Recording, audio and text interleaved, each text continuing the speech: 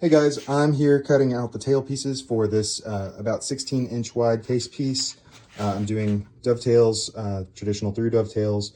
So I'm currently coping these out, and I wanted to show you a part of my technique that is a little bit unique to me. So if you'll notice, I have sawn short of my baseline like most people do, but on this side, I have sawn beneath my baseline, and that's because I use these rabbets on my dovetails. And so these rabbets will cover up the backside baseline of the dovetail to where you don't have to worry about this at all. And in fact, it's in the way. And so when I go to chisel, I only have to chisel through this side. And I have already sawn this below the baseline.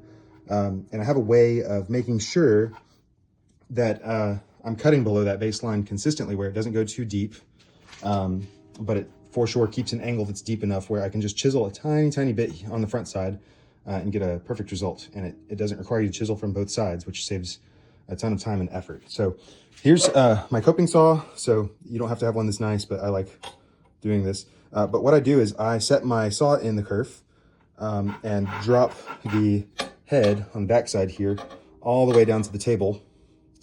Get this out of there. Then I turn my saw where I'm going to saw it, like I have to saw to get it to turn, but I keep this head back on this backside engaged with the table the whole time. And so then I only have to watch out for that baseline, and I can just saw all the way across, and that ensures that I'm cutting deep on this side, and I can just make sure that I don't touch that line on the front side. And that takes out a ton of variables. I don't have to worry about staying parallel where I'm going above the line on both sides. I'm intentionally undercutting that. And that just saves a ton of time on the chiseling. So I'll show you that real quick after I saw this through.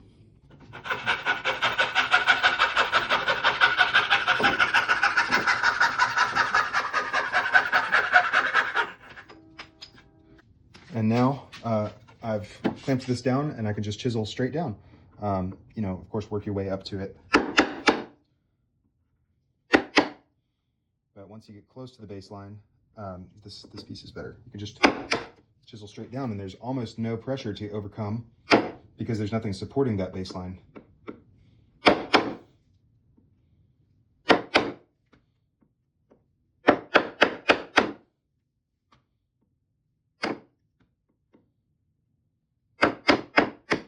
Okay, so that one's done, and I don't have to flip it over and chisel from the other side. This is the only critical side I have to worry about.